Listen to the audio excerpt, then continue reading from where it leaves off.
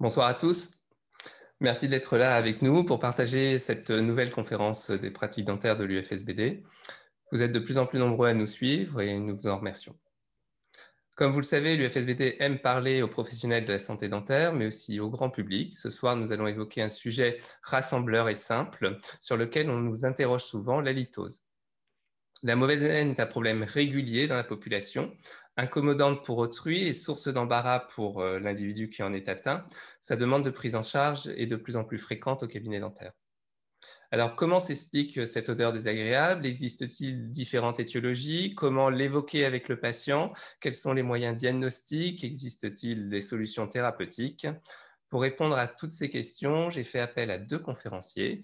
Le docteur Christophe Lecard, qui est un praticien qui exerce en Indre-et-Loire, proche de Tours, et qui est porte-parole grand public de l'UFSBD, et le docteur Charlotte Lemans, qui est une jeune diplômée qui exerce dans l'Aisne et qui avait pour sujet de thèse la litose, sa prise en charge au cabinet dentaire, donc qui est incollable sur le sujet. Ces deux experts pourront répondre à toutes vos questions que vous pouvez poser en cliquant sur l'icône Q et R qui se situe en bas à droite de votre écran. On y répondra en fin de séance. On prendra quelques minutes pour y répondre. Donc voilà, chers confrères, chers consoeurs, je vous laisse la parole. Écoute, Xavier, merci beaucoup de cette invitation et de ce sujet. La litose, comme tu disais, c'est vraiment un sujet qui fait partie de nos préoccupations quotidiennes au cabinet parce qu'on a de plus en plus de nos patients qui osent franchir le pas et osent parler de leur halitose. Donc, je vais partager l'écran pour démarrer le diaporama.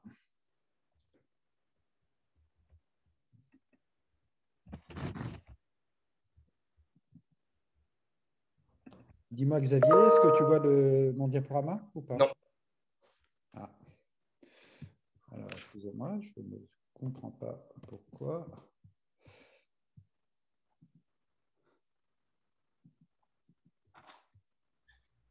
Normalement, je suis en partagé. Hop. Voilà, c'est bon. Voilà. Et je suis très content aussi d'animer cette conférence avec le docteur Charlotte Lemans, qui est une spécialiste de la litose et qui a fait une très brillante thèse sur le sujet.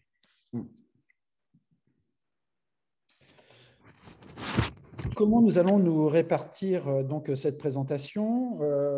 Je vais démarrer pour vous expliquer, pour essayer de comprendre comment fonctionne la litose, quelles sont les différentes étiologies, qu'est-ce qui est responsable de cette mauvaise haleine. Et ensuite, le docteur Lemans vous parlera de la prise en charge au sein du cabinet, quels sont les traitements que l'on peut proposer à nos patients et nous ferons un petit résumé de l'ensemble de nos présentations et nous conclurons et vous pourrez ensuite poser vos questions. Comprendre la litose, eh bien, c'est d'abord définir la litose. Fetor ex ore, fetor oralis, halitose. Halitose qui vient à la fois du latin, ali qui signifie le souffle et os qui signifie en rapport avec une pathologie. Donc, un souffle pathologique sont les noms savants qui sont là pour dénommer la mauvaise haleine. Cette mauvaise haleine, elle est caractérisée par une odeur déplaisante qui dépasse un seuil social acceptable. Et cette odeur déplaisante, elle est exprimée lors de la parole ou lors de la respiration. Elle est caractérisée par l'expiration de composés malodorants. Ces composés malodorants peuvent venir à la fois de la cavité buccale et peuvent venir à la fois aussi du nez ou des deux en même temps. Il n'y a pas de critères qui permettent de définir parfaitement la litose et le degré d'halitose.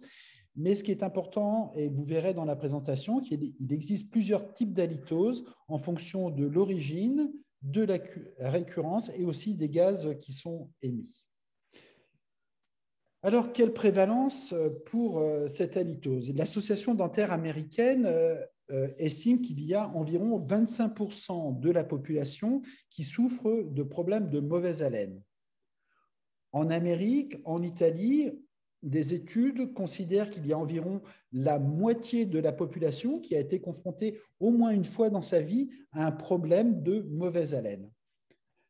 Dans les pays scandinaves, on estime qu'il y a environ 10 à 30% des personnes qui souffrent d'halitose, ce qui est quelque chose qui peut nous interpeller parce que ce sont des pays où la prévention et où l'hygiène bucco-dentaire est particulièrement élevée. Donc, on peut avoir malgré tout des problèmes d'halitose donc, dans ces pays avec des hygiènes bucco-dentaires qui sont réputées comme étant de bonne qualité.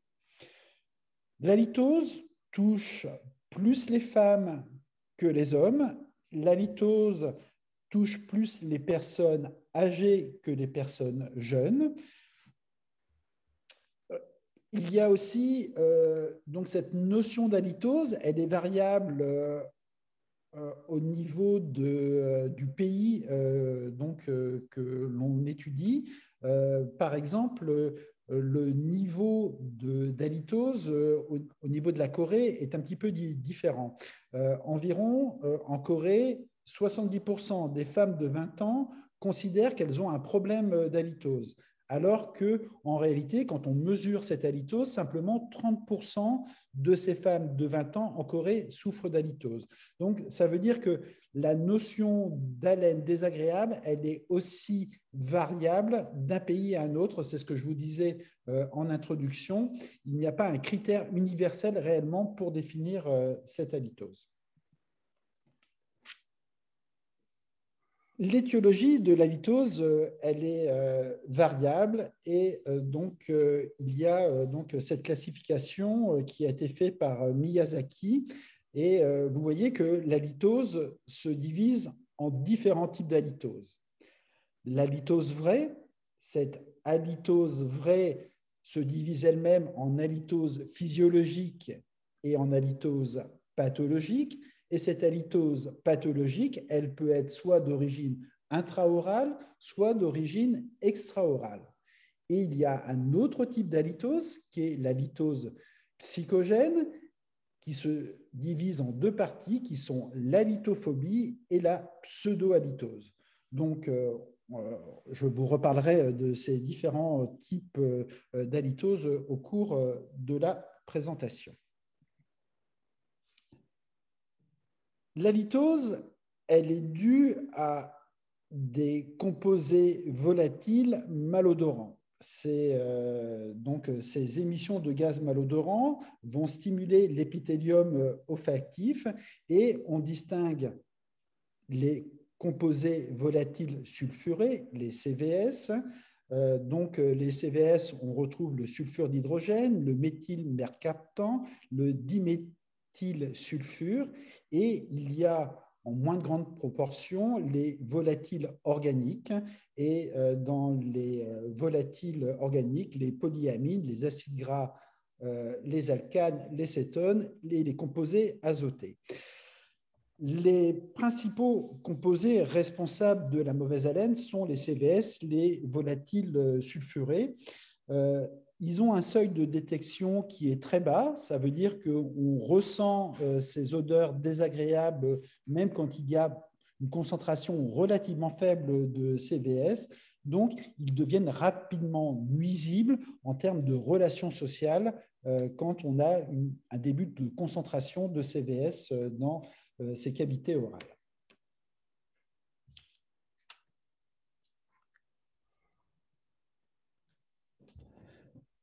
Ces composés malodorants que nous venons de voir, ils sont produits entre autres par des bactéries.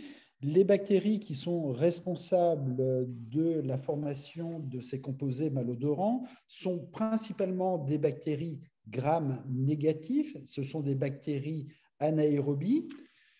Ces bactéries se développent dans notre cavité buccale, qui est vraiment le domaine idéal pour le développement de ces bactéries, puisqu'on est dans une bouche à 37 degrés, avec un degré d'humidité qui est d'environ de 96%, et aussi la présence de nombreux nutriments qui sont du glucose, les mucines, les protéines salivaires, des résidus alimentaires qui peuvent rester dans la bouche, les cellules sanguines, des cellules épithéliales de desquamation de l'épithélium. Tout ça sont des facteurs qui vont favoriser le développement de ces bactéries anaérobies gram-négatives. Il n'existe qu'une seule bactérie gram-positive qui est responsable de la formation de composés malodorants. Je vais quand même vous citer ces 4 bactéries que vous voyez donc à l'écran, qui sont le Porphyromonas gingivalis, le Prevotella intermedia, la Thanerella forsythia et Treponema denticola. Ces bactéries ne vous sont pas inconnues et vous verrez qu'on va les retrouver un peu plus tard dans la présentation, parce que ces bactéries responsables des composés malodorants sont aussi, vous le savez, des bactéries responsables d'autres pathologies que l'on peut rencontrer dans la cavité buccale.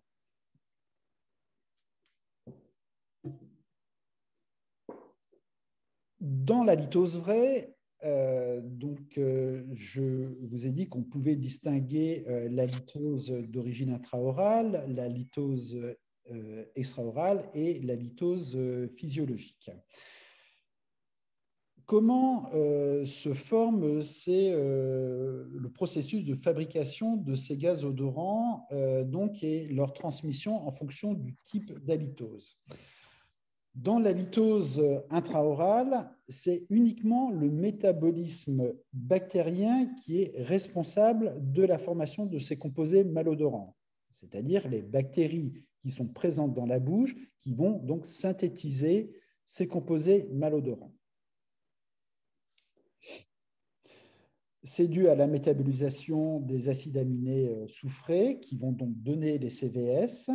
Les acides aminés non soufrés, eux, vont donner les composés volatiles organiques. La provenance de ces acides aminés, elle est multiple. On la retrouve majoritairement au niveau des éléments que je vous ai cités précédemment, c'est-à-dire les protéines salivaires, les débris alimentaires et les cellules épithéliales desquamées. Concernant la litose extraorale, il existe, comme pour la litose physiologique, il existe 2 processus de fabrication de ces composés malodorants. Il y a soit un métabolisme bactérien par voie non hématogène, ou soit via le système sanguin. Le métabolisme bactérien par voie non hématogène correspond exactement au même principe que pour la litose intraorale, c'est-à-dire que ce sont les bactéries qui vont directement synthétiser ces composés malodorants. Quand intervient le système sanguin, c'est qu'il y a absorption des éléments soufrés qui vont être transportés par voie sanguine, qui vont aller jusqu'au niveau des poumons, et au niveau des alvéoles pulmonaires, il y aura un transfert de ces composés malodorants pour se retrouver dans l'air pulmonaire qui sera ensuite expiré. Donc, vous voyez, on a 2 systèmes qui sont différents, soit des bactéries qui vont directement synthétiser ces composés malodorants, soit ces composés qui vont être véhiculés par voie sanguine, qui vont se retrouver au niveau des alvéoles pulmonaires, et c'est donc une transmission du sang vers l'air pulmonaire qui va donc entraîner la transmission de ces composés malodorants.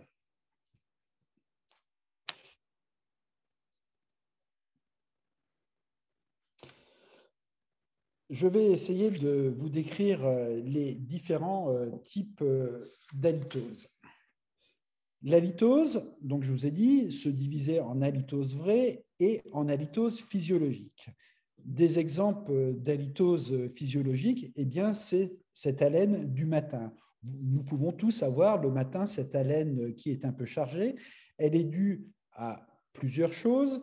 Elle peut être soit liée au fait qu'on a moins de production de salive pendant la période nocturne, que l'on va dormir bouche fermée, moins de renouvellement de salive, moins de déglutition, moins de nettoyage automatique, et cela va favoriser le développement des bactéries gram-négatives anaérobies et donc favoriser donc la libération de CVS et donc cette haleine désagréable au réveil. Cette haleine du matin, elle peut être liée à un processus différent. Si l'on respire par la bouche pendant la période nocturne, toujours moins de production de salive, la respiration buccale va entraîner un assèchement de la bouche qui va favoriser aussi le développement de ces bactéries gram-négatives anaérobies et donc responsable de la mauvaise haleine. Cette mauvaise haleine du matin, elle disparaît très rapidement. Il suffit de réhydrater la bouche, de prendre son petit déjeuner et on retrouve une haleine tout à fait normale. Autre exemple de cette halitose physiologique, l'absorption d'aliments odorifères. L'absorption d'ail, d'oignons, de navets, de radis va favoriser donc la mauvaise haleine. Cela va se passer par la voie sanguine dont je vous parlais tout à l'heure, c'est-à-dire que les éléments soufrés vont être absorbés dans la circulation sanguine et un transfert va se faire au niveau des alvéoles pulmonaires et donc avec une libération donc, de ces composés malodorants. Toujours dans la litose physiologique, le port du masque est un facteur favorisant aussi de cette halitose puisque on va respirer, et vous le constatez tous aujourd'hui, donc plus par une respiration buccale qui va entraîner donc un assèchement de la bouche qui va toujours favoriser ces bactéries responsables des composés volatiles sulfurés. Une alimentation hyperprotéinée aussi peut être responsable de l'apparition de mauvaise haleine, ainsi qu'une alimentation hyperlipidique. Si vous mangez dans un fast-food, eh bien, donc le métabolisme organique qui va être mis en place va être fortement sollicité et cela va favoriser aussi l'apparition de composés malodorants.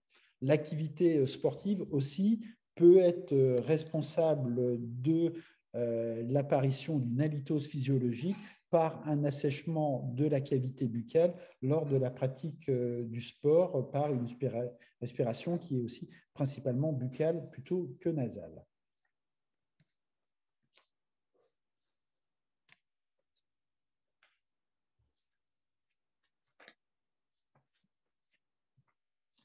Je retrouve mes petites notes.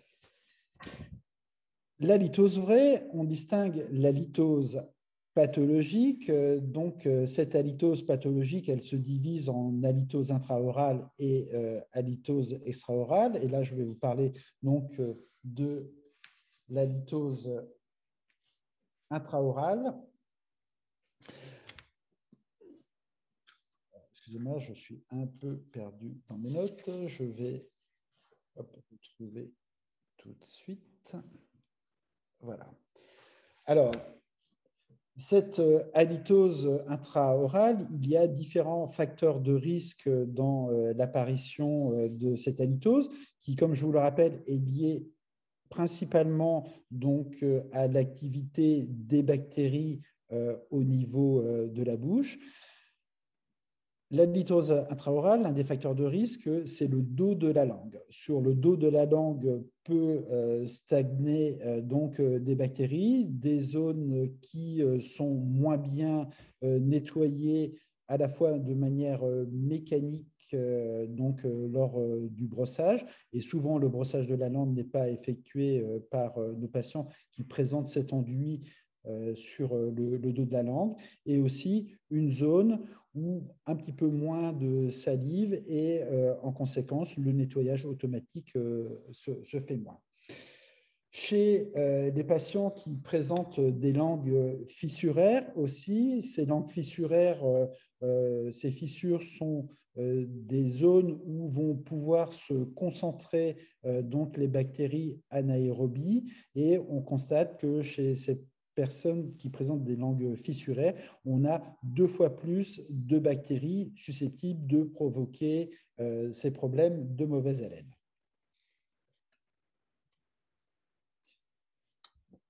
Les pathologies parodontales non stabilisées sont des facteurs de risque aussi de l'apparition de ces halitoses d'origine intraorale.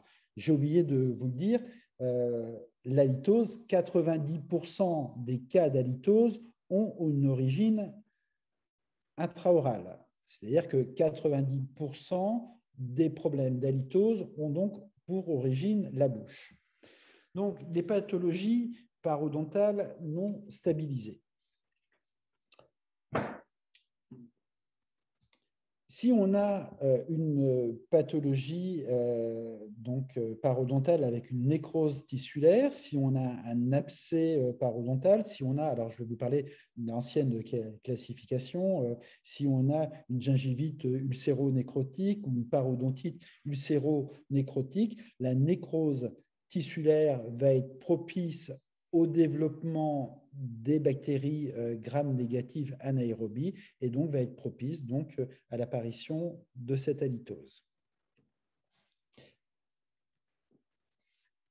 Et vous avez vu tout à l'heure, dans les bactéries responsables donc, de l'halitose, il y avait un certain nombre de bactéries, et dans les bactéries que je vous ai citées, ce sont les bactéries que l'on retrouve majoritairement dans les pathologies parodontales. Donc, on a des bactéries identiques, donc responsables des maladies parodontales et responsables de la litose.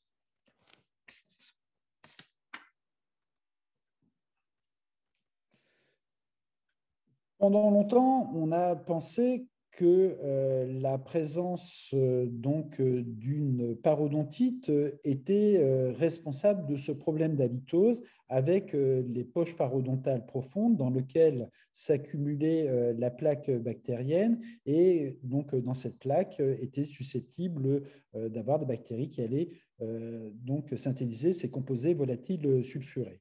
Des études ont montré qu'il y avait peu d'échanges malgré tout entre les poches parodontales et la cavité buccale, peu d'échanges gazeux parce que généralement, ces poches parodontales, elles sont refermées, et donc les parodontites ne seraient pas au niveau des poches parodontales responsables de ces problèmes d'halitose, et que les problèmes d'halitose liés aux parodontites seraient principalement liés à cette récession gingivale et donc cette fonte osseuse qui va augmenter les espaces interdentaires, qui vont être des zones dans lesquelles vont être retenus des débris alimentaires et dans les zones où risque de s'accumuler la plaque dentaire. Autre facteur de risque donc, de ces halitoses intraorales, des caries profondes qui sont des réservoirs à bactéries et à débris alimentaires qui sont donc des nutriments pour ces bactéries. Le manque d'hygiène bucco-dentaire. Vous savez bien que si on n'élimine pas correctement la plaque, eh bien, on a un réservoir bactérien, et dans ce réservoir bactérien, des bactéries responsables de l'halitose. Les pathologies malignes que l'on peut rencontrer au niveau de la cavité buccale, là je vous ai mis 2 exemples de carcinome épidermoïde, un au niveau du plancher buccal et un au niveau de l'intérieur de la joue. C'est la nécrose donc des tissus qui va favoriser le développement des bactéries et est responsable donc de l'halitose. Un dernier facteur qui altère, et qui est un facteur de risque, qui peut altérer notre haleine, c'est un problème au niveau de la sécrétion salivaire. Donc, si on a une salive altérée en quantité ou en qualité. La salive a un pH normalement qui est légèrement en dessous de 7, qui est à 6,5, et ce pH légèrement acide va empêcher le développement des bactéries gram négatives. Si on a un problème de xérostomie ou d'hypocyalie, eh bien, la sécheresse buccale va favoriser toujours le développement des bactéries et va être responsable des problèmes d'halitose. Que ces problèmes de xérostomie et d'hypocyalie, on peut les rencontrer dans des maladies systémiques comme le diabète, dans des syndromes comme le syndrome de Gougeron-Sjögren, et aussi on peut avoir une diminution de la production de salive liée à une irradiation suite à un traitement par rayon au niveau de la face d'une lésion cancéreuse.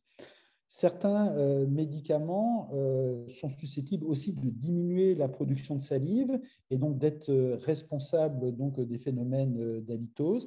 Dans ces médicaments, il y a les antihistaminiques, il y a les antihypertenseurs, il y a aussi les antipsychotiques qui vont donc diminuer la sécrétion salivaire. L'alcool et le tabac aussi sont susceptibles d'altérer la qualité de la salive et entraîner une sécheresse buccale responsable de la mauvaise haleine. Voilà. Et puis aussi, de manière physiologique, l'avancée en âge, le vieillissement est un facteur aussi avec une diminution de la production de salive, donc qui va favoriser l'apparition des composés volatiles sulfurés.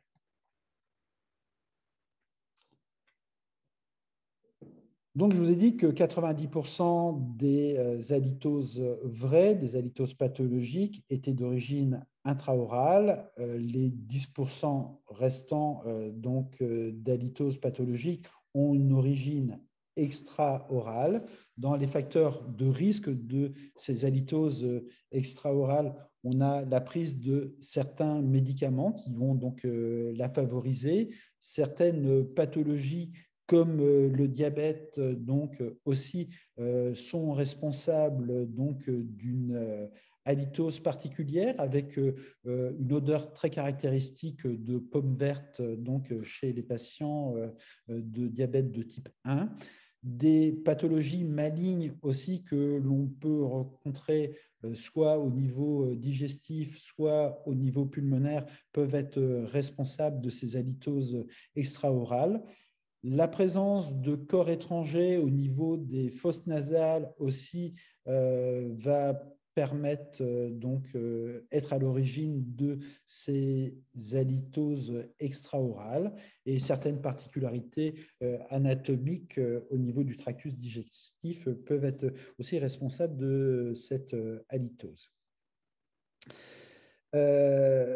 Dans certaines maladies responsables des halitoses extraorales, donc vous avez tous les problèmes ORL, vous avez toutes les infections amygdaliennes et donc l'apparition d'un caséum. Et donc j'ai repris de la thèse de Charlotte donc cette panoramique qui est vraiment très intéressante.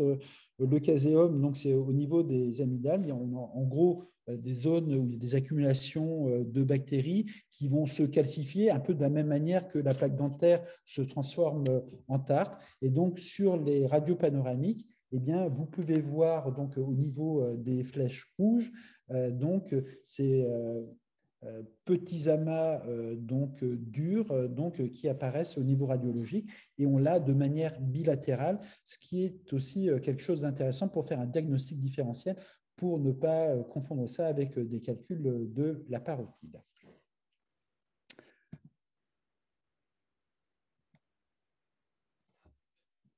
Dernière partie me concernant, quelque chose dont on ne parle pas beaucoup, qui sont les halitoses psychogènes. Donc, dans les halitoses halitose psychogène, il y a la lithophobie et la pseudo-halitose. La pseudo-halitose, eh bien, ce sont des patients qui sont persuadés d'avoir un problème de mauvaise haleine. C'est assez simple de leur prise en charge parce qu'il suffit de leur expliquer qu'ils ne souffrent pas de ce problème de mauvaise haleine. Il suffit de faire des mesures de leur haleine et donc devant des résultats concrets, eh bien, ces personnes sont susceptibles d'entendre qu'ils ne souffrent pas de problème d'halitose. À l'inverse, vous avez les patients qui souffrent d'halitophobie. Et l'halitophobie, ce sont des patients qui sont persuadés d'avoir une mauvaise haleine et qui ont peur d'avoir une mauvaise haleine. La prise en charge est relativement compliquée pour ces patients. Les patients qui sont halitophobiques, ce sont des patients qui ont pu souffrir d'une halitose pathologique qui a été traitée et qui ont peur d'avoir de nouveau un problème d'halitose. Dans les patients halitophobiques, ce sont des patients qui souffraient peut-être de pseudo-halitose, donc qui pensaient avoir un problème de mauvaise haleine et qui aujourd'hui ont peur d'avoir cette mauvaise haleine. Le traitement, il se fait donc à la fois par une relation, donc une prise en charge psychiatrique et psychologique de ces patients, et donc et en relation bien sûr avec le chirurgien dentiste. On a constaté qu'il y avait aussi un impact de l'halitophobie lié à la pression médiatique. La multiplication des publicités concernant les problèmes d'halitose eh bien, font penser aux gens qu'ils souffrent d'halitose. Et donc, vous avez cette publicité qui n'est pas récente, mais qui était publicité de Listerine. Et donc, où on voit cette jeune femme qui semble désespérée malgré sa beauté. Et donc, le commentaire en anglais, c'est toujours fille d'honneur, mais jamais mariée, donc, parce qu'elle souffre d'un problème d'halitose. Donc voilà, je vais maintenant passer la main à Charlotte qui va vous parler de la prise en charge au cabinet. Voilà, normalement, je ne suis plus en partage d'écran. C'est bon, Xavier? Okay. Je vais essayer de partager mon écran à moi. Alors, parfait. Ça marche? Ouais, c'est tout bon. Ok, impeccable. Merci Xavier et merci surtout à Christophe de m'avoir invité à reparler de ce sujet qui m'a donné beaucoup de travail au cours de ma thèse. Donc c'est avec honneur et je suis vraiment ravie de l'expliquer dans le cadre de l'UFSBD. Donc moi, je vais m'intéresser à la prise en charge au cabinet dentaire. D'accord? Donc il y a plusieurs choses, vous allez voir, qui sont vraiment très simples à mettre en place pour rassurer le patient. Donc dans un premier temps, rien de très exotique, hein, on va garder le motif de consultation. En général, le patient vient nous voir soit spontanément avec sa demande parce qu'il sent qu'il a mauvaise haleine, ou alors on le lui a dit, que ce soit sa femme ou ses enfants, c'est un proche, donc c'est important pour lui. Ensuite, on va s'intéresser donc à l'anamnèse médicale. Donc c'est très important d'avoir un historique complet, donc des traitements médicaux, puisqu'on a vu la litose peut être intraorale ou bien aussi extraorale. Donc évidemment de savoir un petit peu tout ce qu'il prend, les antécédents chirurgicaux qu'il a pu avoir au niveau ORL, par exemple l'ablation des amygdales, ou par exemple les pathologies respiratoires qu'il peut avoir aussi, c'est intéressant de le savoir. Et également les facteurs de risque, s'il est fumeur, s'il est sujet au stress souvent dans son métier, etc. Ensuite, on va s'intéresser au questionnaire sur la santé orale, donc tout ce qui va être son hygiène bucco-dentaire, s'il a déjà essayé des traitements pour son halitose, qu'est-ce qu'il a pris exactement, si au niveau de sa bouche, il a senti des changements, des mobilités dentaires, des saignements à répétition, est-ce qu'il a par exemple aussi des fois nettoyé sa langue, est-ce qu'il a vu une amélioration ou pas, et est-ce qu'il a l'habitude d'aller chez son praticien. Tout ça, c'est essentiel à mettre en place parce qu'en général, un échec de traitement, ce n'est pas forcément une autre erreur de diagnostic, mais ça peut être aussi une non-observance du patient. Donc, il va falloir le motiver, d'accord, comme il faut. Il existe aussi un questionnaire sur la litose. Je vous montrerai un exemple juste après. C'est un moyen rapide de recenser vraiment toutes les informations propres à la litose pour vraiment diagnostiquer quel type d'halitose c'est et pouvoir adapter le traitement qui sera le plus adéquat à notre patient. Donc ensuite, un examen exobuccal. Ça, c'est rien de très dérangeant non plus dans notre pratique. On peut par exemple s'intéresser aussi si on a une déviation nasale, des fois un trauma ou un ballon de foot par exemple, ça peut venir perturber au niveau neurologique la perception des sens. Donc il va falloir venir vérifier aussi au niveau des ganglions s'il n'y a pas une inflammation, etc. Donc le niveau exobuccal, c'est intéressant. Et au niveau intrabuccal, comme d'habitude, c'est pareil, un bilan carieux complet avec des radiographies à l'appui au besoin, d'accord, un sondage, une inspection visuelle et un bilan des parodontales, surtout avec un sondage, l'évaluation de la perte osseuse, si c'est actif, si c'est inflammé, s'il a vraiment eu un traitement par avant, si c'est revenu, etc., voir un peu l'évolution. Tout son historique est important à voir et la situation du point de départ. D'accord ? Au niveau des tissus mous, le docteur Lecard a parlé de la langue, donc il va falloir vraiment inspecter cette langue. Est-ce que les papilles sont très longues? Est-ce qu'il y a vraiment une accumulation de plaques? Est-ce que les papilles circonvallées sont loin? Est-ce qu'elles sont proches du bord de la langue? Est-ce qu'il y a une gingivite? Est-ce qu'il y a une parodontite associée? Parce que les deux sont à soigner, d'accord? On verra après l'association des traitements. C'est très important de bien voir tout ce qui est à faire. D'accord? Il va vraiment falloir faire une liste des choses à faire. D'accord? Comme un bilan, comme quand on fait un plan de traitement habituel. Au niveau de l'indication de plaque, il existe ce qu'on appelle le WTCI, c'est le Winkelstone Coating Index. Ça permet vraiment de diviser la langue en secteurs. Donc, on divise en 6 secteurs et on vient noter 0, c'est l'absence de plaque. 1, c'est moyennement chargé en plaques. Et 2, c'est vraiment, il y a beaucoup de plaques. D'accord ? Comme ça, on pourra vraiment cartographier et expliquer aux patients pourquoi il a mauvaise haleine et pourquoi c'est sa langue qui pose problème. Au niveau de la salive aussi, c'est intéressant de voir. Donc, un moyen efficace de contrôler la présence de salive, quand on vient mettre le miroir dans la bouche, en général, ça colle aux muqueuses. Quand ça colle aux joues, c'est qu'il n'y a pas beaucoup de salive. D'accord ? Donc, il faudra essayer d'envisager des substituts salivaires pour pallier le manque de salive. D'accord ? La salive, c'est un rôle très important, on a dit, dans l'évacuation des débris. Et c'est pour ça que la nuit, quand ça stagne, la salive stagne et on a souvent une mauvaise haleine le lendemain pour ça. Oups là, j'arrive pas à passer. Si, c'est bon. Donc voici un exemple de questionnaire sur la litose qui vient de l'UFSBD, disponible sur leur site. Il y a plusieurs petites questions comme ça. Est-ce que vous fumez? À quel moment surgit la litose? Est-ce que c'est quelqu'un qui vous l'a dit? À quelle distance vous sentez la mauvaise odeur? Est-ce que vous avez déjà vu du dépôt sur votre langue, etc. Il y en a vraiment plusieurs. Celui-ci, c'est un très bon exemple. Il est en 2 pages, mais déjà une page, ça vous montre un petit peu que c'est très complet. D'accord ? Il faut vraiment chercher tous les éléments possibles pour nous aiguiller. Ça va vraiment nous faciliter la tâche. Alors, au niveau de la détection de la litose, il en existe plusieurs. Donc, la mesure organoleptique, c'est-à-dire par le nez humain, tout simplement, elle va se faire soit par le patient, soit professionnellement.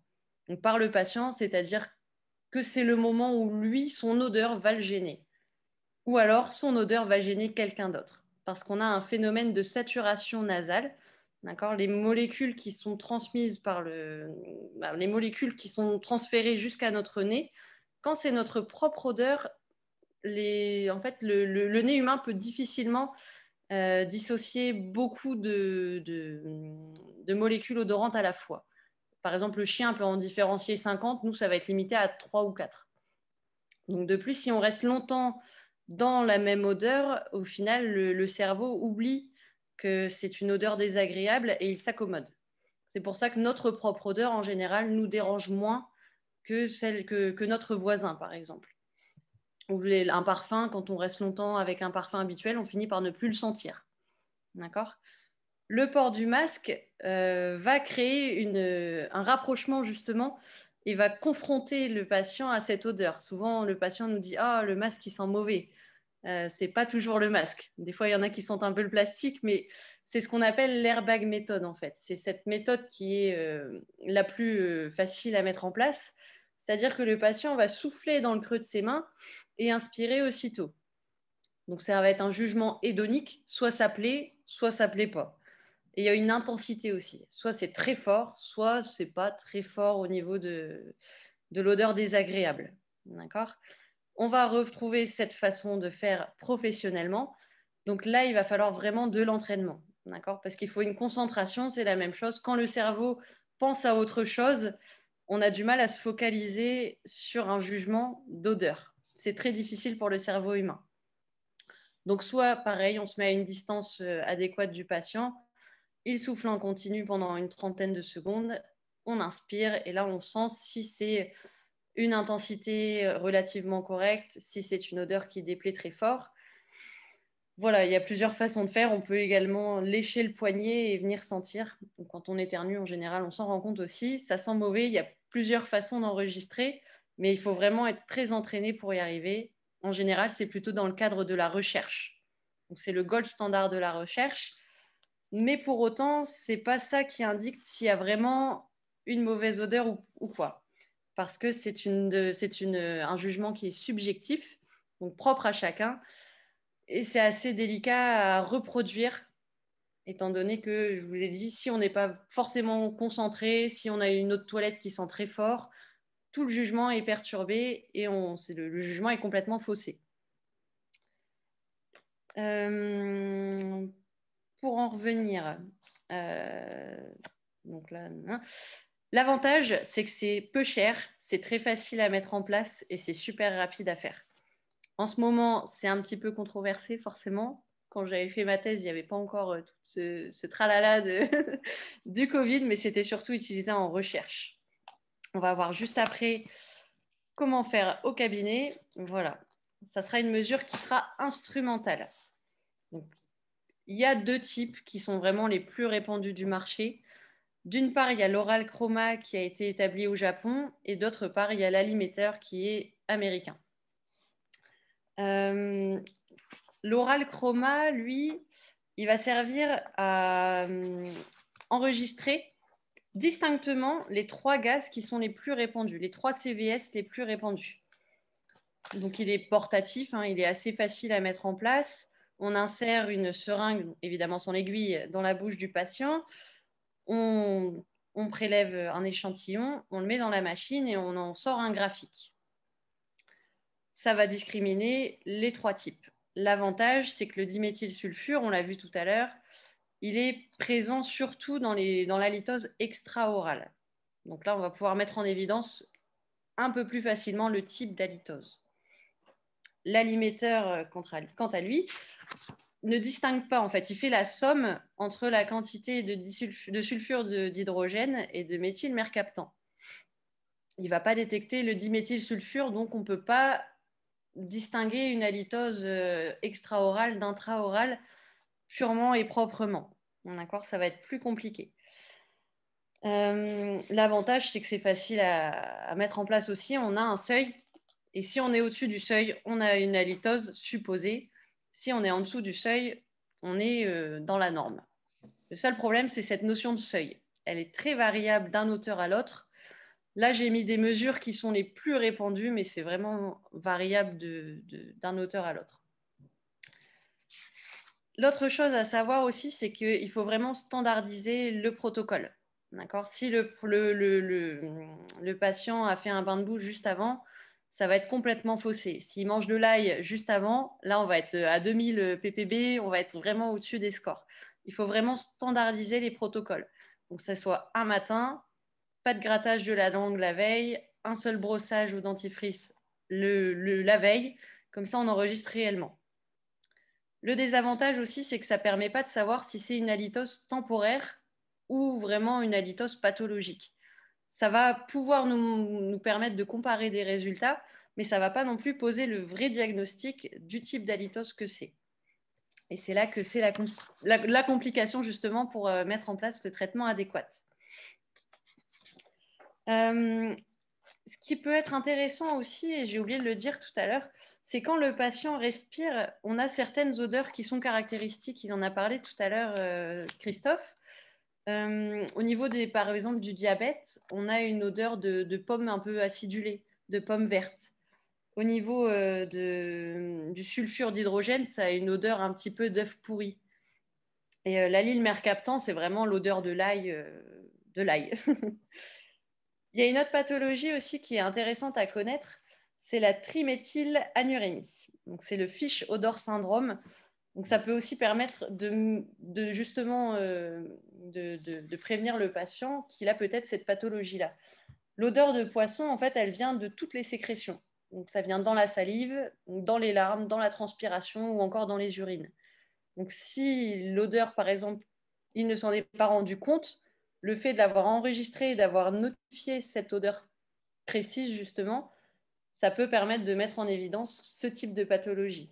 C'est aussi l'intérêt de la litose, c'est de vraiment déterminer la molécule et l'odeur pour pouvoir diagnostiquer et faire des diagnostics aussi différentiels. C'est tout l'intérêt.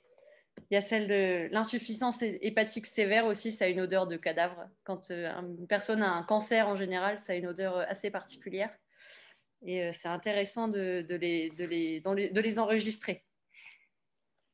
Qu'est-ce que je peux vous dire d'autre? Là, pour l'enregistrement, après, il y a des méthodes indirectes, mais franchement, au cabinet dentaire, on les emploie très peu parce que c'est très onéreux, c'est beaucoup moins précis. Les prélèvements salivaires, il faut vraiment avoir de quoi les incuber, pardon. C'est beaucoup plus périlleux à mettre en œuvre. Là, c'était vraiment les deux façons de faire les plus répandues, que ce soit dans les cliniques spécialisées de la litose ou à l'étranger, parce qu'en France, c'est quand même beaucoup moins répandu qu'à l'étranger. Alors, au niveau des traitements, les traitements populaires, en général, comme toute odeur corporelle qui est déplaisante, on va se servir de produits cosmétiques qui vont recouvrir l'odeur par une odeur qui est plus agréable. Donc, en général, c'est des pastilles à la menthe, des bonbons à la menthe, tout ce qui est à base de menthe, ou en Italie, on prend beaucoup l'odeur du persil. Voilà, on a beaucoup essayé de camoufler cette odeur, notamment en France, depuis 1755. Le roi Louis XV s'était fait concocter un mélange d'essence justement pour camoufler les mauvaises odeurs qu'on appelle l'eau de Boto. Voilà, ça existe encore aujourd'hui. C'est très, très, très concentré. C'est très, très fort. D'accord? Donc, ça va vraiment essayer de camoufler cette odeur. Bien évidemment, ça n'a qu'un effet temporaire. Ça peut être utile, par exemple, pour les gros fumeurs qui veulent vraiment couvrir cette odeur de tabac ou d'alcool. C'est efficace à court terme, mais ça ne traite en aucun cas la litose. D'accord? On va voir juste après. La litose, elle ne peut être traitée efficacement que si son étiologie est correctement identifiée. D'accord? Si on traite une halitose extra-orale alors qu'elle est de cause intra-orale, le patient ne sera pas soigné, il souffrira toujours du même problème. Donc, on n'aura pas réussi notre mission. Il va vraiment falloir en 4 étapes confirmer le diagnostic, identifier et éliminer les facteurs de risque, distinguer une halitose non orale et adresser aux spécialistes concernés, et avoir un vrai suivi et une réévaluation. Donc, en ambulatoire, aujourd'hui, il va vraiment falloir, quand vous recevez votre patient au cabinet, effectuer tous les soins nécessaires habituels, que ce soit soigner les maladies orales évidentes, comme les caries, les prothèses, les parodontopathies, les péricoronarites, etc., etc. Tout ça, ça ne change pas. C'est vraiment, justement, c'est nécessaire au traitement de la litose. D'accord ? Donc, les premières étapes, ça va être une réhabilitation complète de la bouche, au besoin. D'accord ? Parce qu'il y a des personnes qui n'ont aucun besoin au niveau des caries ou de soins conservateurs et qui ont quand même mauvaise haleine. D'accord ? Ça peut toucher vraiment tout le monde. C'est ça qu'il faut savoir. Donc, on va essayer soit de réduire la quantité de bactéries, d'accord, parce que c'est les bactéries qui vont causer la production de composés malodorants, soit on va essayer de neutraliser ces composés qui sont volatiles et en les rendant inodores, ou les deux, d'accord. On peut faire une combinaison de traitements qui soit mécanique et chimique, et une combinaison de traitements qui soit en ambulatoire et également au domicile du patient. Donc, il va falloir également aussi faire de la prévention, notamment vis-à-vis des facteurs de risque, que ce soit au niveau de l'hygiène, de boire beaucoup d'eau, de rester hydraté toute la journée, de fumer un petit peu moins, etc. Tout ça, c'est fondamental, d'accord, à bien expliquer aux patients pour voir vraiment le point de départ et l'évolution et le suivi et l'observance du patient. Il y a également une thérapie qui est en cours de développement, qu'on appelle la thérapie photodynamique, qui vient cibler la langue, donc uniquement la langue si elle est chargée. Je dis bien toujours si elle est chargée, parce que ça ne sert à rien de traiter une langue qui n'est pas saburale, justement. Donc la thérapie photodynamique, avec un laser, on va venir irradier certains points de la langue spécifiques à l'aide d'un photosensibilisateur, donc à une longueur d'onde et une puissance bien définie. Et c'est en cours justement parce qu'on a un traitement efficace juste avec l'utilisation du laser pendant une semaine. Il n'y a plus du tout d'halitose. On a remarqué qu'il n'y a plus du tout d'halitose. Néanmoins, ça revient après une semaine. Donc après, il faut voir s'il n'y a pas une combinaison de traitements à mettre en place ou voir à quelle fréquence faire cette thérapie. C'est en cours de développement. Les résultats devaient paraître en 2020 justement. Donc c'est en bonne voie. Au niveau du domicile, les patients vont pouvoir réduire mécaniquement ou chimiquement les micro-organismes également et aussi neutraliser les composés volatiles sulfurés. Dans un premier temps, il va falloir améliorer le rituel d'hygiène bucco-dentaire. Donc, il va vraiment falloir instaurer un brossage 2 fois par jour, 2 minutes, avec une brosse à dents qui soit souple, parce que le dur agresse les gencives et on a dit que l'inflammation, ça entretenait justement les bactéries qui étaient responsables de l'halitose. Dès qu'il y a une inflammation, elles vont venir se cacher dans les poches, dans le sang, etc. Et ça va provoquer plus d'halitose. Donc, bien expliquer les bases de l'hygiène à son patient. L'utilisation d'un dentifrice fluoré, très important. Le fil dentaire et les brossettes interdentaires, parce que la plupart du temps, ces espaces ne sont pas nettoyés. Et dans ma thèse, j'ai vu que c'était vraiment un endroit favori comme cachette pour les bactéries qui étaient responsables de l'halitose. Donc, ça peut motiver un peu nos patients à passer le fil et les brossettes pour avoir des meilleures gencives, des gencives en meilleure santé du moins, et arrêter d'avoir une halitose. Ça peut être motivant. D'ailleurs, j'avais repéré aussi que dans une enquête justement de l'UFSBD et de Pierre Fabre Oral Care, il y avait 74% des Français qui n'utilisaient jamais, voire très rarement, le fil ou les brossettes. Donc c'est vraiment nous les premiers interlocuteurs pour les motiver à passer justement ces méthodes complémentaires de l'hygiène. Ensuite, évidemment, le brossage des prothèses. Et maintenant, l'utilisation d'un gratte-langue si, et je dis bien si, il y a présence d'un enduit lingual. D'accord ? Ça ne sert à rien de prescrire un gratte-langue à un patient qui a la langue de droite, d'accord, qui a une langue complètement indemne de plaques. Ça ne servira à rien. Et au contraire, il peut léser les papilles et créer justement une inflammation et rebelote. Les bactéries vont se cacher dans les papilles et causer de l'halitose. Donc vraiment, pour les patients qui ont la langue chargée, il faut leur expliquer comment l'utiliser. Donc c'est très très simple. Il faut tirer la langue le plus loin possible à l'extérieur de la bouche. On va venir placer le gratte-langue assez loin, mais pas trop loin pour ne pas léser le levé que forment les papilles circonvallées. Et il va falloir faire un mouvement unidirectionnel, d'accord, en 3 fois, sur le côté, sur le milieu, de l'autre côté. On rince le gratte-langue et on recommence jusqu'à ce qu'il n'y ait plus de dépôt. En général, il faut 4 à 5 fois. D'accord. Ce mouvement mécanique, ça a été prouvé vraiment que ça réduisait de 75% la production des composés volatiles sulfurés. D'accord. Le gratte-langue tout seul, c'est efficace. mais c'est encore plus efficace quand on l'associe à un colutoire antibactérien. D'accord, on va y venir juste après.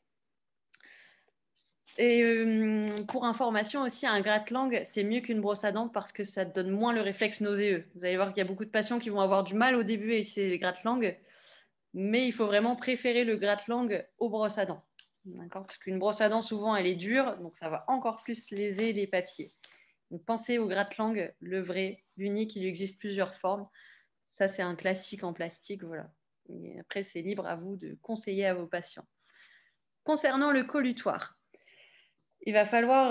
Ah, mais j'ai oublié quelque chose, du coup, important aussi en développement. Parlant du gratte-langue, il en existe un récent qui est Sonic, qui a été développé par Philippe Soniker. Ça s'appelle le Tonker Plus. Et justement, il est vendu avec le colutoire qui va avec, justement, parce qu'on a des meilleurs résultats en associant le gratte-langue et le colutoire. Donc la version Sonic, je vous laisserai tester si vous avez chez vous une Philips Sonicare.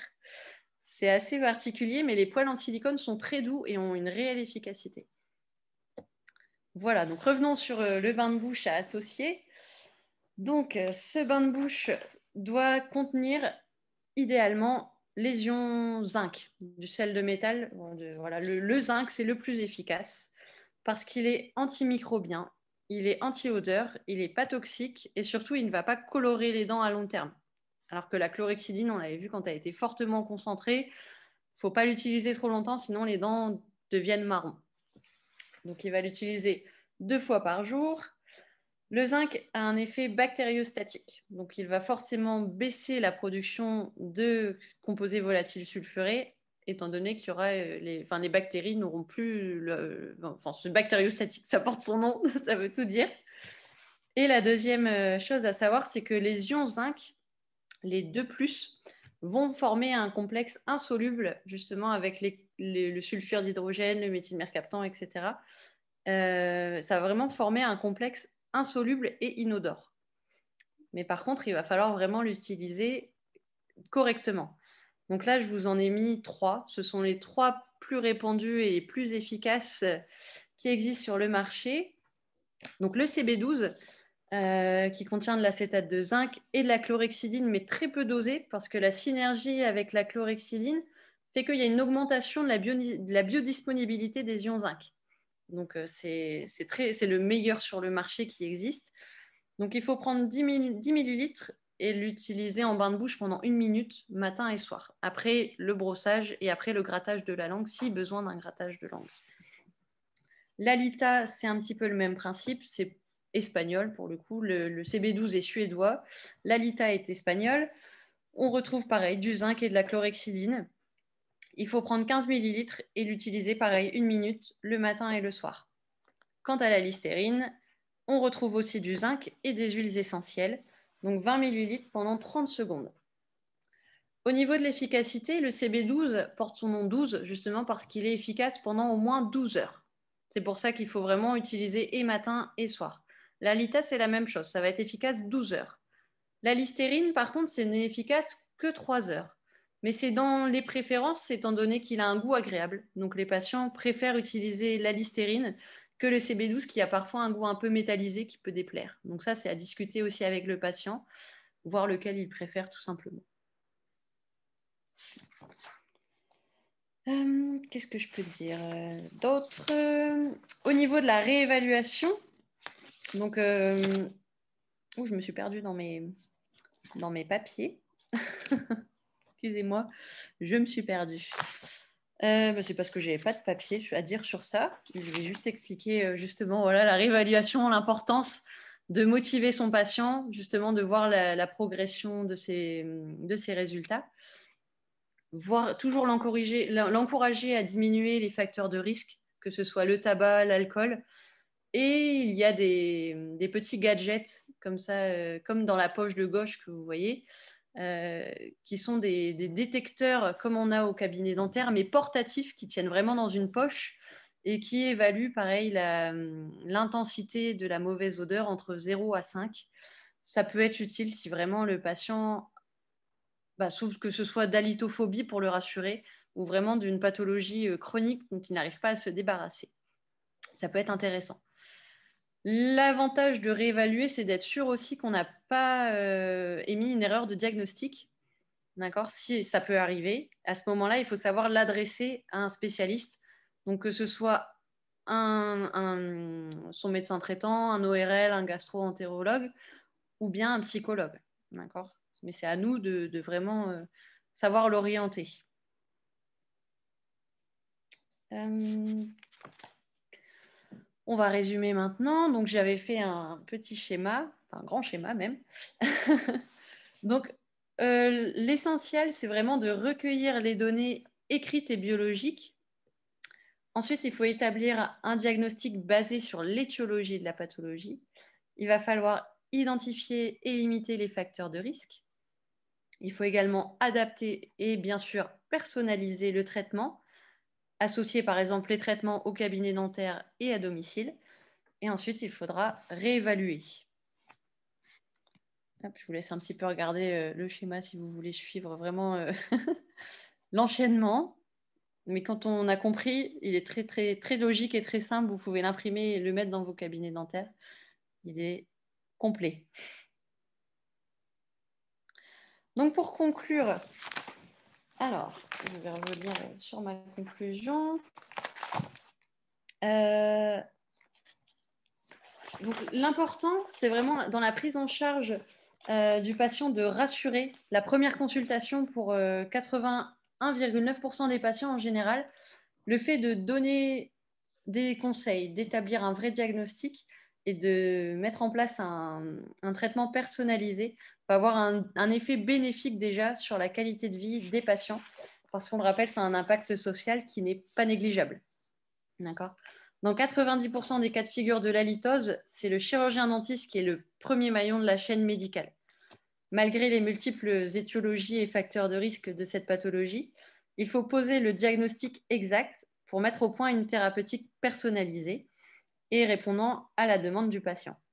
Donc, n'oublions pas que les odeurs corporelles restent un sujet très tabou, même encore aujourd'hui, et elles peuvent entraîner des conséquences psychologiques graves, comme l'isolement et parfois même la dépression. Donc, c'est un sujet qui est délicat à aborder, que l'on soit victime d'halitose ou bien témoin d'une mauvaise haleine, par exemple chez un proche ou un collègue, parce que ça peut aussi arriver au cabinet dentaire dans notre entourage, hein, ne le cachons pas, ça peut arriver. Et dès lors que le patient va émettre une demande, nous nous devons de répondre à ses attentes dans une optique de santé globale et d'une possibilité aussi de traitement donc, multidisciplinaire. D'accord ? Donc, par ce travail, il est donc possible de développer des techniques de diagnostic et de prise en charge qui sont sous-estimées aujourd'hui, malheureusement pour la litose, alors que l'impact psychosocial est vraiment non négligeable. Je vous remercie de votre attention. Je vais arrêter mon partage d'écran et on va en revenir aux questions. Merci à vous deux. C'est très intéressant. Moi, je retiens quand même que 90% d'étiologie, c'est intraoral. Donc, on est quand même hyper concerné que lorsqu'un patient vient au cabinet et dont on nous interroge sur justement la mauvaise haleine, on a une responsabilité quand même assez importante et un interrogatoire aussi important à faire pour essayer de trouver la cause. Donc, on a quelques questions qui arrivent. Donc, je vais vous les dire. Donc, est-ce qu'on a observé des halitoses particulières chez des populations spécifiques ayant un régime alimentaire particulier, par exemple les Asiatiques, les Hindous, les Africains? Oui, bien sûr, le régime alimentaire a une incidence sur la litose parce que si on a des aliments qui sont odorifères, hein, comme je vous disais, donc les molécules soufrées de ces aliments donc, vont être véhiculées par voie sanguine et se retrouver au niveau des alvéoles pulmonaires. Donc, certains régimes, certaines consommations, bien sûr, l'ail, l'oignon, les poireaux, favorise donc cette halitose. les régimes hyperprotéinés sont responsables aussi de l'apparition d'halitose et aussi, comme je vous l'ai dit, une consommation hyperlipidique peut être responsable. Concernant quand on met en place une thérapeutique, les réévaluations se font au bout de combien de temps? Est-ce que c'est un peu au cas par cas ou est-ce qu'on a quelque chose qui est bien programmé, qui est bien Alors, standardisé? justement, ce qui est difficile, c'est qu'il n'y a pas de méthode standardisée comme un dépistage de carie. On va vraiment aller de la 17 à la 27, etc. Là, la litose, c'est vraiment selon le patient, selon sa demande, selon la fréquence aussi de son halitose, si c'est vraiment tous les jours, à tous les moments de la journée, ou si c'est plutôt dès qu'il se lève le matin, vraiment temporaire. Et ça dépend de chaque patient. Il faut essayer de réévaluer, de discuter un petit peu avec lui et de voir aussi sa demande, si c'est vraiment j'en ai ras-le-bol, je veux l'éradiquer, je suis prêt à tout faire, ou alors je vais le faire qu'une fois de temps en temps parce que quand je mange de l'oignon, ma femme, elle se plaint. Voilà. Ouais. C'est Oui, vraiment au cas par cas. oui, ça, du coup, quand c'est un régime alimentaire, c'est assez facile à retrouver. Mais est-ce que, par exemple, quand c'est suite à des soins, enfin, qu'on a observé que c'était suite à des pathologies orales, des pathologies parodontales, des pathologies carieuses, donc qu'on a traité, on se dit qu'on réévalue à 3 mois, à 6 mois, ou c'est seulement en fonction du patient s'il nous rappelle? Moi, j'impose toujours une réévaluation. Quand je refais un bilan justement parodontal, je demande à mon patient de revenir et de me dire justement s'il a bien fait les traitements pour son halitose, s'il a eu une amélioration, s'il y a des échecs, qu'est-ce qu'on peut faire. Donc, ça, c'est en général dans les 3 mois ou dans les 6 mois. Ça dépend de mon patient. Ouais, moi, je partage l'avis de Charlotte, la réévaluation entre 3 et 6 mois. Quand il y a la présence d'une maladie parodontale, la litose n'est pas obligatoirement couplée à la présence de cette maladie Oui, parodontale, mais on va profiter de la réévaluation de la maladie parodontale. Parce que vraiment, en intrabuccal, c'est le dépôt sur le dos de la langue qui est très, très majoritairement responsable du problème d'halitose. Ce qu'on a cité, on parlait avec Charlotte des caries, des maladies parodontales. Bien sûr, c'est des facteurs aggravants de risque, mais c'est principalement l'enduit sur la surface de la langue qui est responsable de la litose. Et puis, comme on le sait, ces bactéries-là, ce sont les mêmes que pour une oui, parodontite ou une gingivite. Donc, on on le a sait bien vu. à quel point c'est difficile de stabiliser une parodontite. Il faut s'imaginer que pour la litose, c'est un petit peu la même chose. Selon la sévérité de la litose, ça peut prendre un petit peu de temps. D'accord ? C'est pour ça qu'il faut vraiment réévaluer et motiver son patient à poursuivre les traitements. Quelqu'un nous demande si tu peux réexpliquer la méthode Floss-Odor que tu as évoquée dans les méthodes de détection. Alors, en fait, il y a plusieurs façons de faire. En général, c'est inspiré de la recherche parce que quand on vient souffler dans le nez du praticien, forcément, le patient est un peu mal à l'aise. Donc, il y a d'autres façons de faire. Donc, soit souffler dans un sac. Pardon, je me mets à parler anglais parce que je l'ai tellement vu en anglais. Il faut souffler dans un sac et le praticien inspire. On peut lécher le poignet ou bien le dos d'une cuillère stérile ou vraiment venir racler un petit peu justement du dépôt lingual et venir sentir. Ou alors, c'est vraiment passer le fil dentaire. Parce que je l'ai redit tout à l'heure, les bactéries sont vraiment cachées dans les espaces interdentaires. Et rien qu'avec du fil dentaire, simplement en passant du fil, on le porte au niveau du nez et on sent si le dépôt justement a une odeur ou pas. Et ça, en France, on a des endroits spécialisés. Alors, dans mes recherches, je crois qu'il y a un seul cabinet qui est équipé d'un allimètre. On n'a pas beaucoup ça. Vraiment, là, les recherches que j'ai eues, les plus intéressantes, entre guillemets, ça se situe à Bâle, en Suisse, où ils ont vraiment une clinique spécialisée sur la litose. Ils ont un recul clinique de 11 ans. Enfin, c'est vraiment eux les plus spécialisés. Bah, d'ailleurs, Andreatti Filippi, le questionnaire de l'UFSBD, c'est lui qui l'a mis en place. Ouais. Donc, c'est eux qui ont vraiment le plus gros recul clinique dont je me suis inspirée pour ma thèse. Mais là, en France, j'avoue qu'on est un petit peu moins au point. Et on n'a pas ce qu'ils ont à l'étranger qu'on n'a pas, c'est les hygiénistes notamment. Ouais. Ça, c'est une profession qu'on n'a pas chez nous et on voit une réelle différence de connaissance de la litose entre les hygiénistes et les dentistes par rapport justement en France? Oui, parce qu'il y a eu donc une étude faite sur les connaissances des dentistes en France sur la litose en comparaison à d'autres pays européens et en particulier la Suisse. Comparaison des connaissances par rapport aux dentistes suisses et aux hygiénistes suisses. Et malheureusement, il y a beaucoup de dentistes français qui considéraient que les problèmes d'halitose n'étaient pas de manière très majoritaire d'origine buccale. Donc, et que le niveau de connaissance était supérieur chez les hygiénistes suisses par rapport aux chirurgiens-dentistes français.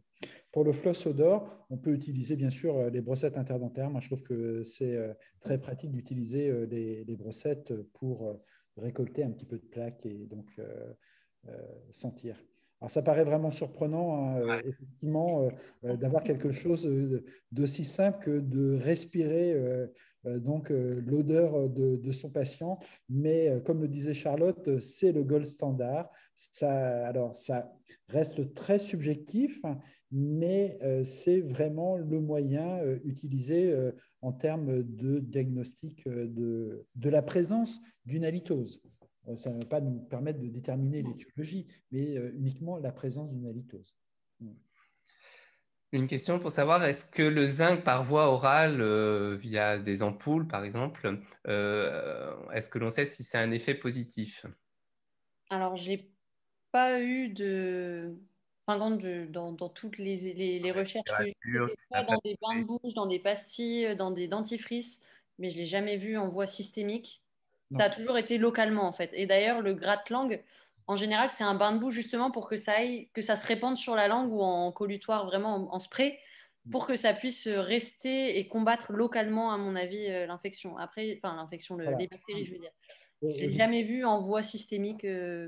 Voilà. Et l'efficacité du traitement, c'est vraiment utilisation du gratte-langue en association, donc une utilisation mécanique associée à une utilisation chimique avec l'utilisation du collitoire ou du bain de bouche, avec des antiseptiques qui vont donc agir sur les bactéries, la présence de fluorure d'amine ou de fluorure d'étain qui vont aussi avoir un effet antiseptique et la présence de zinc qui, lui, va neutraliser donc, les composés malodorants. Donc, c'est vraiment, on a un traitement à la fois de la cause, de la conséquence et sur une période longue. C'est ce qui fait vraiment la différence par rapport à un simple bain de bouche qui va camoufler l'odeur désagréable. Il y a une question. Donc, tu as dit, Christophe, que ça touchait plus les femmes que les hommes, hein, je crois. Oui. Je ne me trompe pas, oui. Donc, il y a une personne qui demande s'il y a des différences de sensibilité. Est-ce que les femmes ressentent plus que les hommes?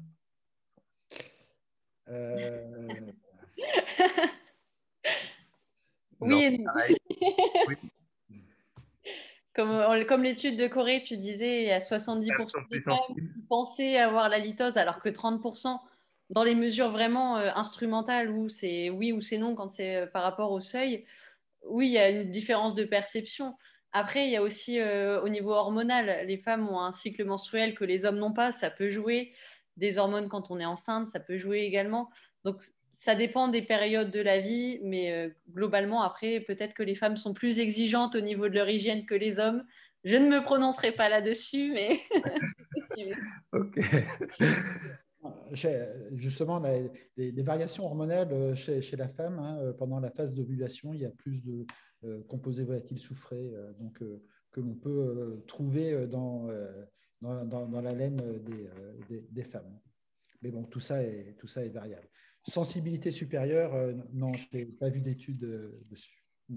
Est-ce qu'on a des incidences sur les composés soufrés ascendants sur les pathologies générales et notamment les santé pulmonaires qui se transmettraient par voie sanguine ou voie orale? J'ai pas compris la question. Est-ce que du coup, Non, il n'y a pas d'incidence de ces éléments soufrés qui sont transportés par voie sanguine et qui se retrouvent après au niveau des alvéoles et de manière respirée. Non, il y a aucune conséquence. est-ce que ça aurait des corrélations en fait avec des maladies générales? C'est ça, je Oui, pense. alors des corrélations. Oui, Charlotte le disait, en fonction du type d'odeur, on peut déceler la présence d'une pathologie chronique. Le diabète de type 1, on a cette odeur de pomme verte. Les problèmes hépatiques, on a cette odeur de cadavre. Mm. Voilà, certains types d'odeurs sont caractéristiques de certaines pathologies systémiques et peuvent nous orienter dans le diagnostic. C'est vraiment là la difficulté quand même de la litose, c'est de faire le diagnostic, même si l'origine, comme on disait, 90% des cas, elle est intrabuccale, mais il peut y avoir différents cofacteurs et à la fois donc une accumulation d'une halitose intraorale avec une halitose extraorale. C'est également ça l'avantage. Là, c'était vraiment dans les dernières phases. Récemment, ils sont en train de mettre au point des nez électroniques qui vraiment discriminent les molécules odorantes.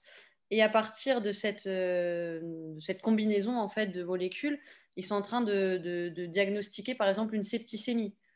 Donc ça, c'est vraiment en développement, hein. Donc la litose peut servir à mettre en évidence d'autres pathologies, tout comme d'autres pathologies vont induire une halitose, donc une odeur spécifique.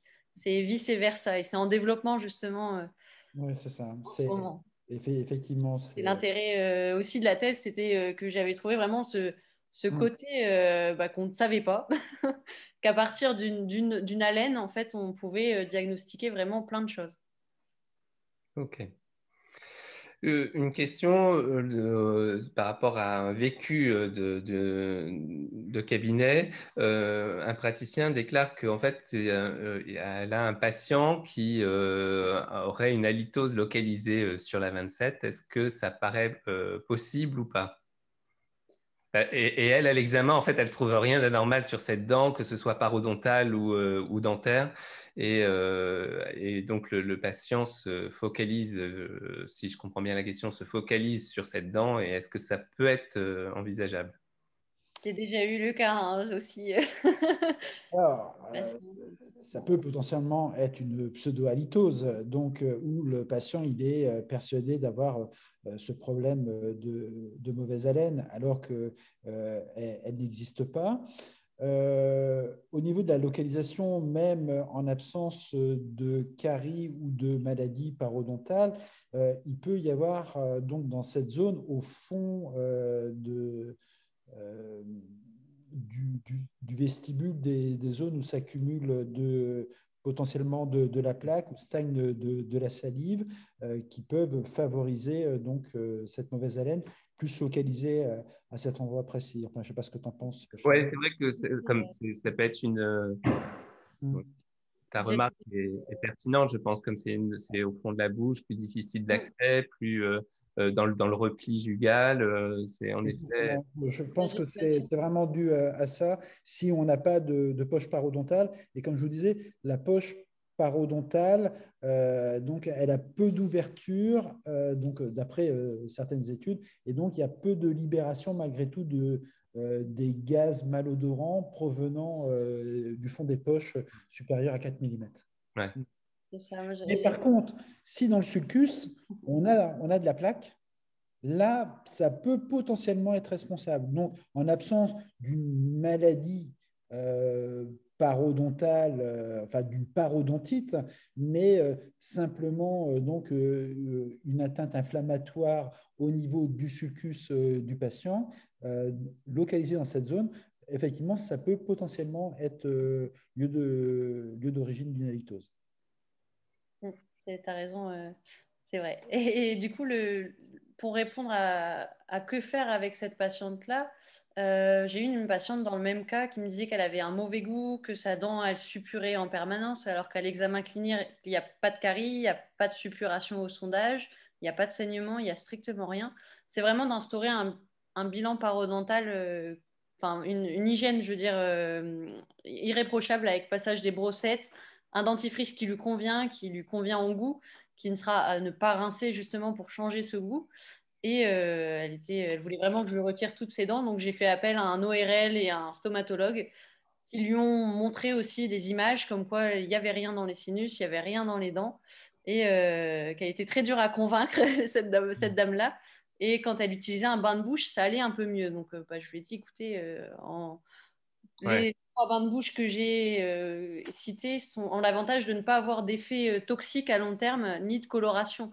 Donc, ça peut être justement un traitement palliatif aussi de cette sensation désagréable et de réévaluer évidemment à 3 et 6 mois comment ça se passe, si ça se passe justement ou pas. Et c'est toujours difficile quand c'est une origine, à mon avis, aussi un petit peu Oui, psychologique, oui, parce oui. que c'est C'est ce que tu disais au vraiment... début, que c'était quand même difficile à gérer, bien sûr. Il y a une question sur l'eau oxygénée. Est-ce que elle peut être préconisée? Est-ce que, au contraire, Alors, elle est euh, contre-indiquée? il y en a une utilisation qu'on appelle, je ne sais même plus le nom, c'est en anglais, des pastilles, lozenges, enfin voilà. Le problème, c'est l'effet toxique à long terme sur les cellules saines. Donc, mieux vaut utiliser le zinc qui est vraiment non toxique, qui a un peu meilleur goût à mon sens aussi, et qui peut être utilisé à long terme sans souci. L'eau oxygénée, c'est plus pour tout ce qui est abcès parodontaux, etc., que pour vraiment le traitement pur de la litose, mieux vaut préférer les autres solutions qu'on a évoquées tout à l'heure. D'accord. Tu as évoqué des aliments comme le persil ou la menthe qui pouvaient intervenir et qui pouvaient cacher le goût et qui pouvaient être peut-être des aliments antidotes. Est-ce que du coup, on peut en parler à nos patients? Est-ce que ça a vraiment été prouvé? Alors, il n'y a pas de preuves, c'est vraiment des traitements populaires, hein, d'accord? Mais il y a même des coquilles d'œufs, les bains de bouche à l'urine, etc. Depuis des années et des années, on essaye de pallier la mauvaise odeur comme on peut. Le persil, on le retrouve quand même dans les pastilles Oui, il y de a des extraits. cartable oral care. C'est ça. Donc, C'est parce que ça a une odeur très forte, en fait, qui couvre, qui va masquer justement la mauvaise odeur. Ça a une odeur plus plaisante, on va dire. il y a aussi les grains de café. Donc, Ouais, c'est voilà, dans les. on a plein, plein, plein, plein, Voilà, plein. Ouais, c'est un peu les remèdes de grand-mère, mais Voilà, qui c'est un peu... croquer un grain de café donc, va permettre d'améliorer sa sensation de faire disparaître sa sensation de mauvaise haleine. Et une dernière question d'un praticien qui a une patiente qui évoque donc un cas clinique, une patiente de 35 ans qui souffre d'halitose, qui est sous lévothyrox. Et donc, malgré l'enseignement d'une bonne hygiène, de l'utilisation du Gradeland, du CB12, cette patiente se plaint que son entourage trouve qu'il n'y a pas d'amélioration. Et donc, est-ce que ça pourrait être lié au lévothyrox et cette prise de médicaments? Pas à votre connaissance. Il n'a pas été cité comme étant... Ouais, j'ai pas vu de citer de Ça fait problème. pas partie des effets secondaires de ce médicament-là, connus en tout cas. Non. Non, en tout cas, non, d'autres médicaments, dans les traitements pour le Parkinson, par exemple, mais pour J'ai pas vu. l'hypothyroïdie, je n'ai pas. Peut-être que son halitose est d'origine extra-orale. Ouais. Ok, ben écoutez, très bien. Merci beaucoup à vous deux pour votre participation et pour toutes vos explications qui étaient claires. Voilà. Merci. Merci de cette invitation, Xavier. Charlotte, merci encore d'avoir accepté d'animer avec moi. Merci aussi pour la qualité de la présentation. Et puis, vous pouvez trouver la thèse de Charlotte sur Internet si Sur vous voulez Internet. des, des informations parce que c'est une thèse vraiment de grande qualité. Voilà. Merci. Et si vous voulez retrouver aussi quelques informations, la conférence sera en replay ou si certains de vos amis veulent la voir, elle sera en replay dès demain sur notre site UFSBD, sur la chaîne aussi YouTube UFSBD. Donc, vous pouvez à votre guise la revoir et la reconsulter. Voilà. Eh bien, merci à tous et puis à la prochaine. Bonne soirée. Bonsoir. Au revoir. Avec plaisir. Au revoir tout le monde. Merci.